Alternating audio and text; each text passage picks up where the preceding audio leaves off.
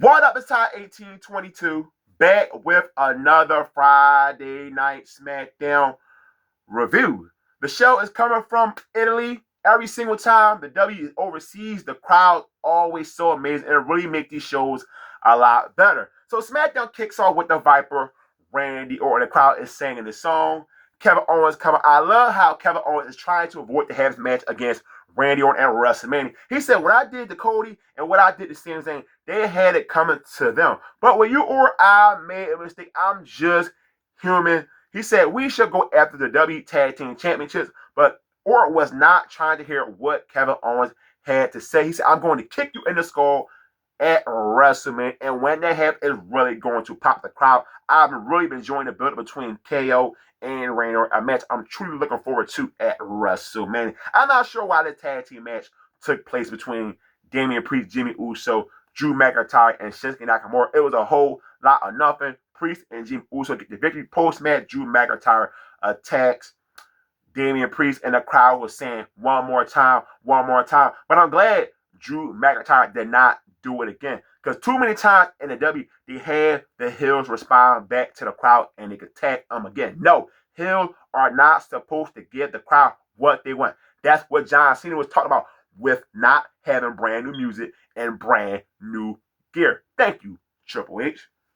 Tiffany Stratton and Charlotte Flair had their segment. Both were taking their shots at each other. This is the best thing I enjoyed from Tiffany Stratton and Charlotte Flair. My biggest fear came true with Tiffany Stratton. She is just not a good babyface. She is so much better as a heel. If this feud started with Charlotte as a face and Tiffany Stratton as a heel, it will be so much more better. But Tiffany Stratton, yes, bright future. Someday she will be on the same level of a Charlotte Flair. But in this segment, it showed where Charlotte at right now and where Tiffany at. Someday she will be on that level, but right now she is not on the same level as Charlotte Flair. Because every single time Charlotte Flair said something to Tiffany Stratton comments was not as good as Charlotte Flair. Jacob Fatu versus Braun Strowman, the winner will face LA9, yeah, for his United States Championship. I did enjoy this match right here. We had a no disqualification. Tama Tonga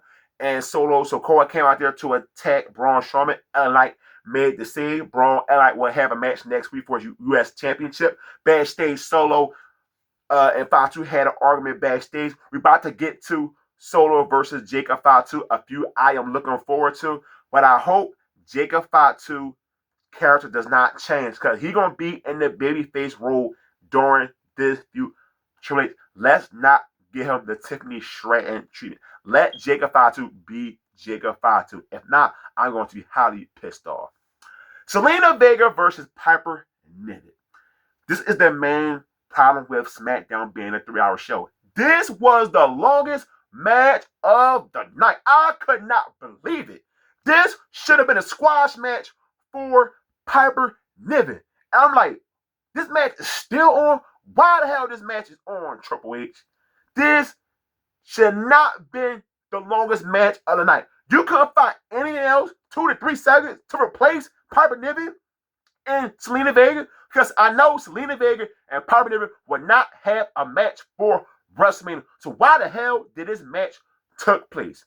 You couldn't find anything else to build up something for WrestleMania? You give us this? All this time from these two should have been for the main event. And I'll get to that later on. Jade Cargill versus Liv Morgan. I was surprised. This was a much better match than I expected. This is Jade's first match back since returning to SmackDown. Naomi came out there, hit Jade with the title. Liv Morgan able to take advantage of it. Liv Morgan get the victory. Now, usually, I'll be pissed off of Jade losing a one-on-one match so early, but she was protected because it wasn't a clean finish. Naomi beat her down post-match. Naomi been awesome.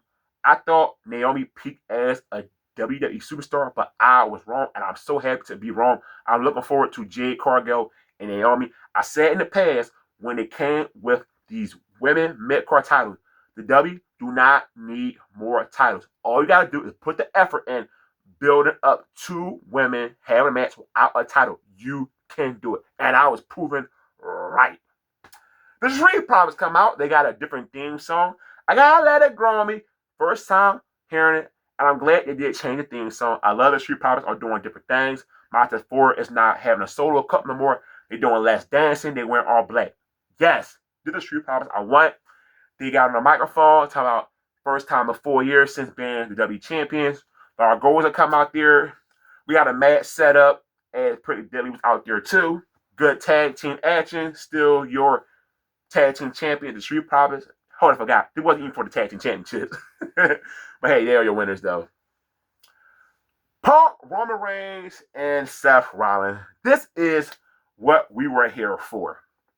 I wish this segment got more time. How the hell Punk and Roman and Rollins did not have a 15-minute segment? That's why I was so mad when I was watching Selena Vega and Piper Niven. This was supposed to be the longest thing of the night, but it was not. Very short segment. I was very disappointed by that. But you had Seth talk about the history between him and Roman Reigns. CM Punk makes his appearance, and he said, "Thank you, Paul Heyman, for putting your tribal chief on a platter." CM Punk attacked Roman Reigns. Then it led to an all-out brawl between three guys. The crowd, of course, was hot for this segment. Roman Reigns takes the steel steps, take out CM Punk, and takes out Seth Rollins. He points at the WrestleMania sign. It's official. Punk, Rollins, Roman, triple threat match. Someone who's a big-time CM Punk fan, other big-time CM Punk fans, this is going to be a main event. But I always wanted Punk first main event at WrestleMania to be for a W World Heavyweight Championship. I was going to say they want women to be the main event, but come on. We all know Roman Reigns got a streak of main event at WrestleMania, and we all know that streak will not end next month, April 4, WrestleMania. So, this episode of SmackDown, it was a decent show. I was watching a lot of tweets because people were watching the show around 3 o'clock, and it was like it was a bad show.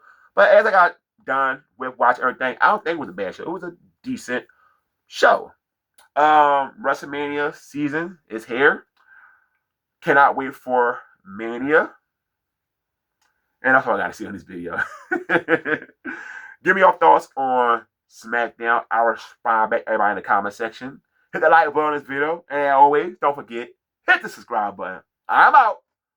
Peace.